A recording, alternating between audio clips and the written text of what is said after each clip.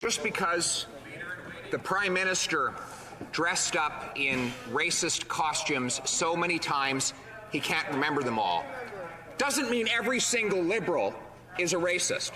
Just because the Prime Minister had tried to help a corporation avoid prosecution after it stole from some of Africa's poorest people doesn't mean all Liberals are racist. Just because about a half dozen Liberal MPs who are racial minorities have complained about his treatment of them does not mean that all Liberals are racist. That is guilt by association. Why doesn't the Prime Minister opt instead for personal responsibility? The Honourable Government House Leader. Mr. Speaker, I hope that I've been clear in all of my comments, that I respect the honourable colleagues on the other side, just as I believe they respect the colleagues that are on this side and the work that we do and the people that we are. There are times in our political discourse where we see things that are abhorrent, and all I would ask is that we equally call it out. When I saw swastikas on the street, when I saw what had happened, it's time to move on. And what I would ask is, instead of trying to inflame the situation, let us de-escalate the situation. Let us work together to find a way to stop the lockdown that is happening of this city, so that citizens can move forward with their lives and any legitimate grievances can be fairly heard. The Honourable Member for Carleton. Well, Mr. Speaker, I agree. We should always call out evil symbols and the individuals who are individually responsible for putting them up. I remember a January 2018 event where the Prime Minister stared straight at a swastika and, instead of condemning it, said, "Thank you for coming, sir." We on this side condemn evil symbols whenever they are used. I do respect that member. I just wish his government would respect the thousands of people who are fighting for their livelihoods right now, who are trying to do the best to get this country back on track. The Honourable Government House Leader.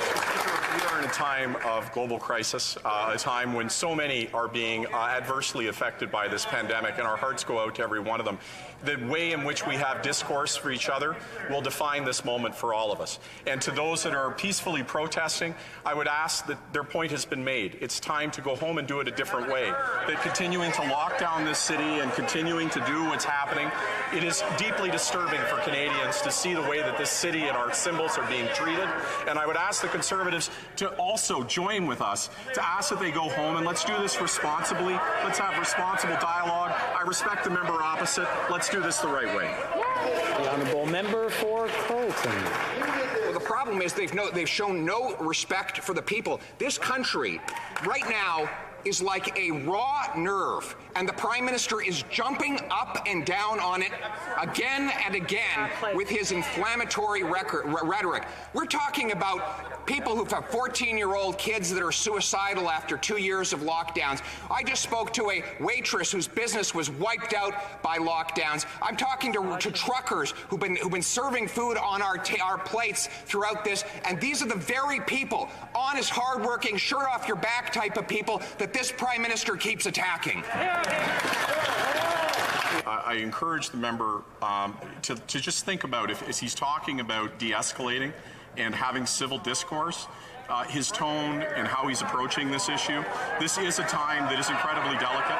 We are in a moment where there is a raw nerve that is being touched. How we talk to each other, Mr. Speaker, how we deal with one another. I'm the Honourable Government House Leader. Please proceed. I have an instinct, and that instinct is that Canadians expect us today, when they're seeing what's happened over this weekend, to watch the dialogue in this chamber be as respectful as possible, for us to dial down our rhetoric and our language, for us to engage in one another and find an off-ramp from the escalation that has occurred, because this is not healthy.